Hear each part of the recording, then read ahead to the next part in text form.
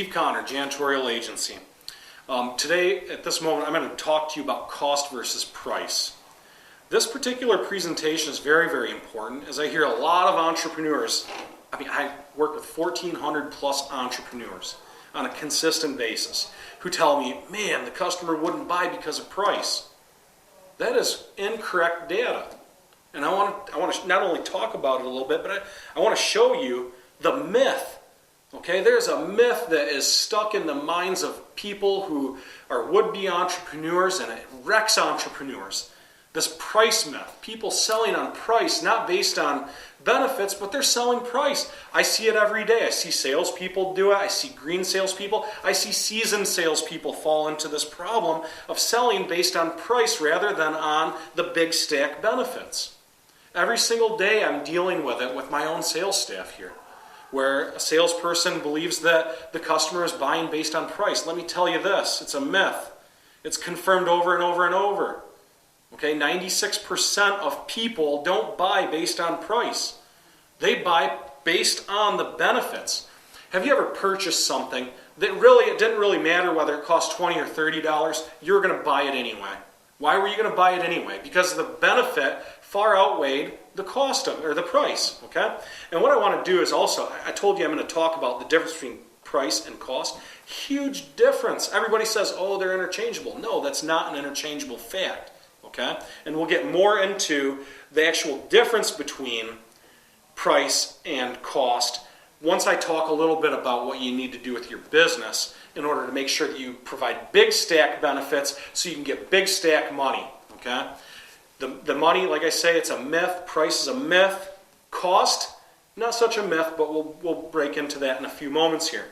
When you're going through a proposal with a customer, it's very important that you detail out all the benefits that customer is going to have by choosing your service or by choosing the products that you're offering. It's very important for them to see all of those things, because as they see more and more benefits, then your ability to create that exchange and to ask for the cash that you're looking for is totally, it's there. And in fact, let me give you a little bit of information. You walk a customer through a proposal and ask them to authorize it. 59% of the time, they'll just authorize it. The other part of the time, they might have an objection, and you have to go through and be able to handle an objection. If you don't know how to handle objections, you better go check me out. Make sure that you take a look at some of the other videos that I provide, because I do a lot of sales training and a lot of marketing and advertising training.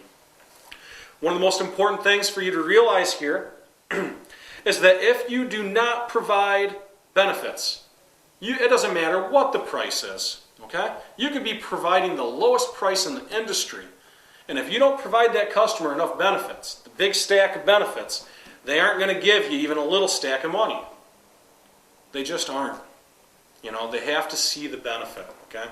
And 96% of people who buy are not price buyers. They are big stack benefit buyers. Because I'm not going to pay you $20 for anything that I don't see a benefit in, okay?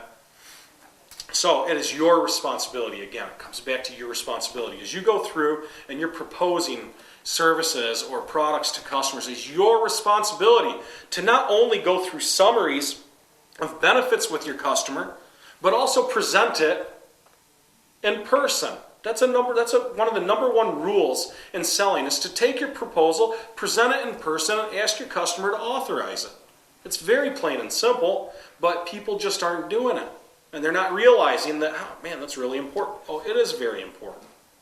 And we're gonna, as you have this relationship with us, we're gonna continue to teach you the different methods that work. Would you agree that closing 59% of people that you put the proposal in front of is better than closing 5% of the people you just give the proposal to and never follow up or never go through it with them?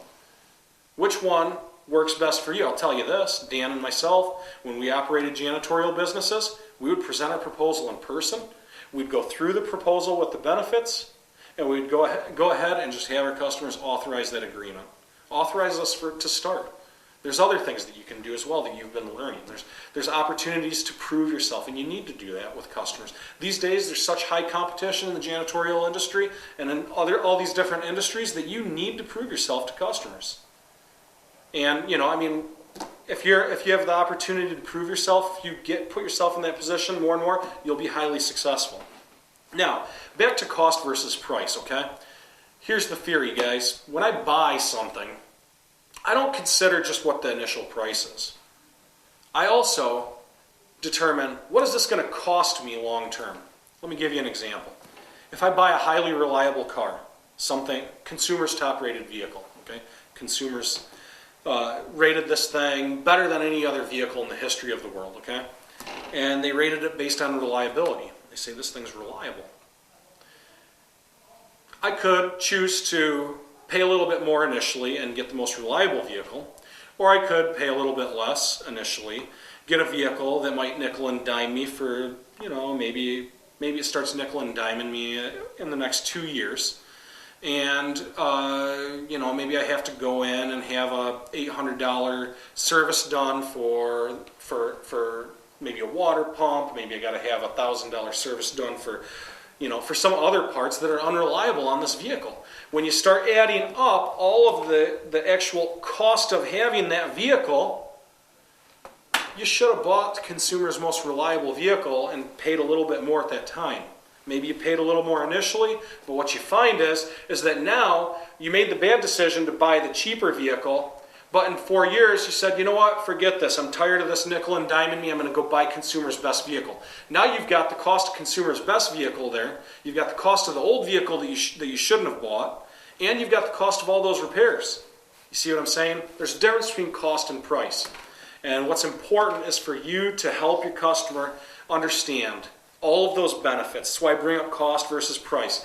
What is it going to cost your customer to sign on with somebody who provides little value? They provide terrible service to them. What is it going to cost them to go back through and rehire until they find somebody who's going to provide them exactly what they wanted and what they needed? It's going to cost them great. So again, just to recap here, remember, price is a myth. 96% of buying is done based on benefits, not on price. Okay? And go ahead and take this test here. I'm excited, as always, I'm always excited to help you and provide great information for you. If you have any questions, call a consultant, 517-323-1942. 517-323-1942. Call your consultants, and we'll help you out with anything you need, whether it's prospecting or understanding the cost versus price, the myths and pricing, those types of things. Give us a ring. Appreciate it. Thank you, and you have a great day.